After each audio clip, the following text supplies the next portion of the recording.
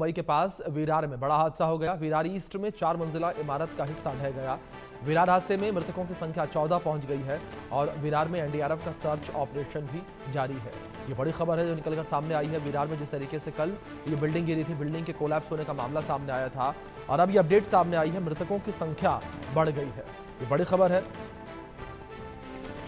मृतकों की संख्या जो है वो इस हादसे में बढ़ गई है। विरार ईस्ट में बिल्डिंग के गिरने का मामला सामने आया था। बिल्डिंग गिरने की वजह से कई लोग घायल हो गए थे और अब मृतकों की संख्या बढ़ गई है। 14 लोगों की मौत हो गई है इस हादसे में और फिलहाल एनडीआरएफ की टीम सर्च ऑपरेशन मौके पर चला रही है। मलबा हटाया जा रहा है। मलबा हटाकर आप ये देखा जा रहा है, ये तलाशा जा रहा है कि कहीं कोई मदद के लिए फंसा तो नहीं है।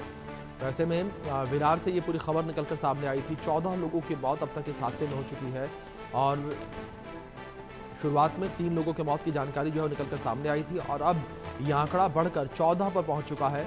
विरार ईस्ट में ये बिल्डिंग मौजूद है जहां पर यह हादसा हुआ। विरार ईस्ट में बिल्डिंग गिरी, बिल्डिंग गिरने की वजह से बड़ा हादसा हुआ है और 14 लोगों की जान चली गई इस हादसे में। मुंबई से हमारे सहयोगी शाहिद अंसारी जुड़े हैं, रुक करेंगे उनका अपडेट्स के लिए। शाहिद, क्या इन्फॉर्मेशन अभी आपको मिल पा रही है इस पूरे मामले को लेकर, इस हादसे को लेकर? अभिषेक, देखिए, चूंकि जब ये वारदात पेश आई है, ये हादसा जब पेश आया है तो उस दौरान 3 लोगों की मौत हुई थी।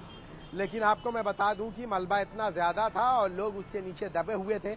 एनडीआरएफ और फायर की जो टीमें हैं लगातार रेस्क्यू ऑपरेशन जारी किए हुए हैं। जब उन्होंने मलबा हटाया है तो और बहुत सारे लोग जो है इस मलबे के नीचे दबे हुए निकले, जिनमें से अब तक की बात करें तो 14 लोगों की मौत हो गई है, जबकि कई लोग अभी भी जख्मी हैं और ऑपरेशन अभी भी मुकम्मल नहीं हुआ है। अभी भी ऑपरेशन जारी है। एनडीआरएफ की टीम और फायर की टीमें लगातार मशक्कत कर रही हैं। चूंकि अभिषेक, जो जगह है जहां पे ये हादसा पेश आया है, यहाँ पे अंदर घुसने के लिए जगह बहुत सकरी हुई है और बहुत कम जगह है, इसलिए रेस्क्यू टीम और गाड़ियों को अंदर तक पहुंचने में बड़ी दिक्कतों का सामना करना पड़ रहा है। दूसरी अहम बात यह है कि आपको मैं बता दूं कि इसी इमारत में जो है पहले माले पे बर्थडे सेलिब्रेशन चल रहा था। 1 साल की बच्ची थी और कई मेहमान आए थे, तो कयास ये भी लगाया जा रहा है कि उस जो है उसमें जो लोग भीड़ भाड़ ज्यादा थी और उसके साथ साथ जो है जो मलबे में लोग दबे हुए हैं। ये भी जानकारी मिली है कि उस बच्ची की फैमिली भी खत्म हो चुकी है। हालांकि जो लोग जख्मी है या जो लोग दूसरी बिल्डिंग में रह रहे थे, उन्होंने डर की वजह से ये इमारत खाली कर दी है। उसकी वजह यह है कि उन्हें डर इस बात का था कि जिस तरह से ये इमारत गिर गई है, ध्वस्त हो गई है, उसके बाद ये बाजू की जो इसकी इमारत है, दूसरी बिल्डिंग भी कहीं गिर ना जाए।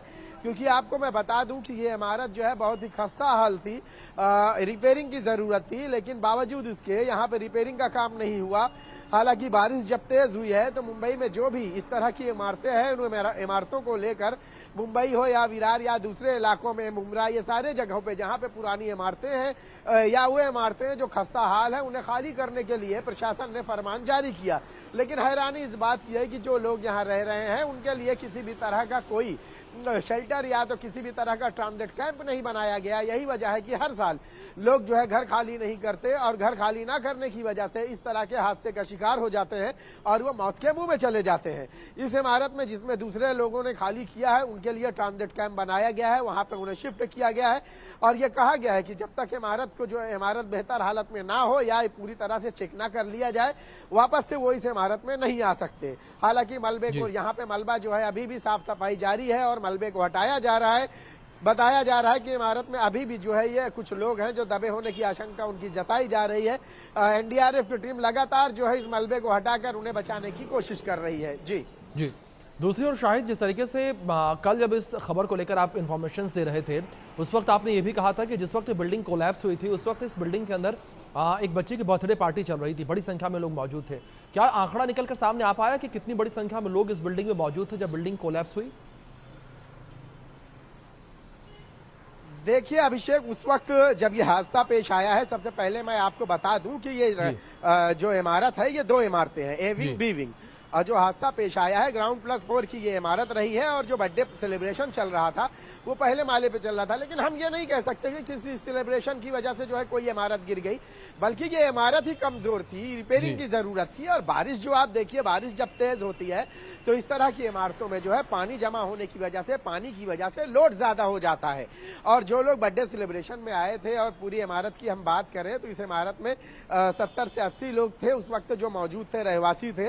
हालांकि कई लोग जो है जब हादसा पेश आया है तो उस वक्त बच भी निकले, बाहर भी चले गए। लेकिन आपको पता होगा कि बहुत सारे लोग जो घरों में रहते हैं उन्हें पल भर में मौका भी नहीं मिला, हुआ क्या उन्हें समझा ही नहीं।